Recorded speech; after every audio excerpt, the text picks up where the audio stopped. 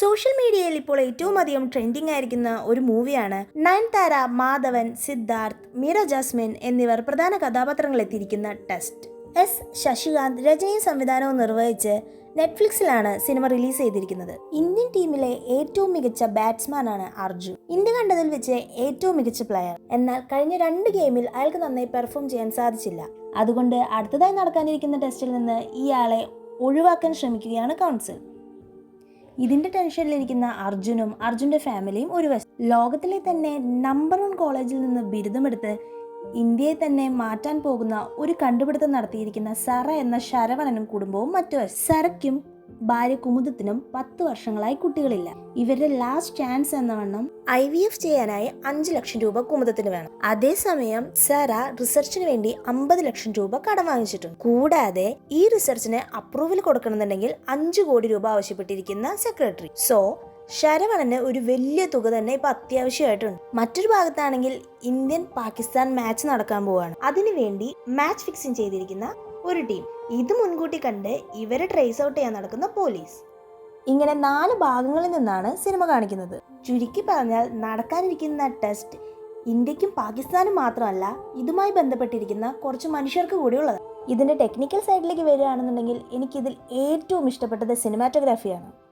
ഇതിൽ ക്ലൈമാക്സിലേക്ക് എടുക്കുമ്പോൾ ബോൾ വന്ന് ഗ്രൗണ്ടിൽ തട്ടി തെറിക്കുന്ന ഒരു ഭാഗമുണ്ട്. ആ ഒരു ഷോട്ട് ട്രailerൽ കാണിച്ചിട്ടുണ്ട്. പക്ഷെ ആ സ്റ്റോറിയുടെ ആ ഫ്ലോയിൽ അങ്ങ് വരുന്ന സമയത്ത് ആ ഒരു ബോളിന് അവിടെ വളരെയേറെ പ്രാധാന്യം വരുന്നുണ്ട്. അത് എടുത്തിരിക്കുന്ന രീതി, ആ ബോൾ വന്ന് അടിച്ച തെറിക്കുന്ന ഭാഗത്ത് ആ സൂം ചെയ്ത് വന്നിരിക്കുന്ന ക്യാമറ ഒക്കെ വളരെ നന്നായിട്ട്. പിന്നെ ഇതിൽ എടുത്തു പറയേണ്ട മറ്റൊരു ഭാഗം, ക്ലൈമാക്സ് സീനിൽ മാധവൻ സംസാരിക്കുന്ന ഒരു ഭാഗമുണ്ട്. അതിൽ ആ വീടിൻ്റെ അകത്തിരുന്നിട്ടുള്ളൊരു ഷോട്ട്, നല്ല ലൈറ്റൊക്കെ ഇട്ട് അടിപൊളിയായിട്ട് വന്നിരിക്കുന്ന സമയത്ത് പെട്ടെന്ന് ലൈറ്റിങ്ങിലൊരു ചേഞ്ചാണ്. ക്യാമറ പാൻ ചെയ്ത് വന്നിട്ട് എടുത്തിരിക്കുന്നത് എനിക്ക് വളരെയധികം ഇഷ്ടപ്പെട്ടു.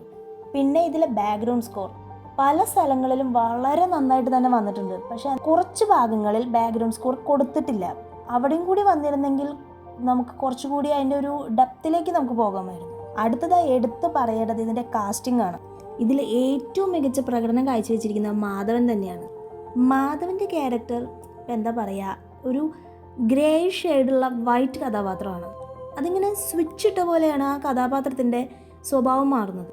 അത് നല്ല രീതിയിൽ തന്നെ വന്നിട്ടുണ്ട്. ചില മൊമെൻറ്റിലൊക്കെ നമുക്ക് തോന്നിപ്പോവും, എന്നാൽ ഈ ഒരു ക്യാരക്ടറിന് ഇങ്ങനെ മാറാൻ പറ്റുമോ, എന്തൊരു നല്ല ആളാണ്, ഇങ്ങനെയൊക്കെ അയാൾക്ക് ചേഞ്ച് ചെയ്യാൻ പറ്റുമോ എന്ന് നമുക്ക് തോന്നിപ്പോവും.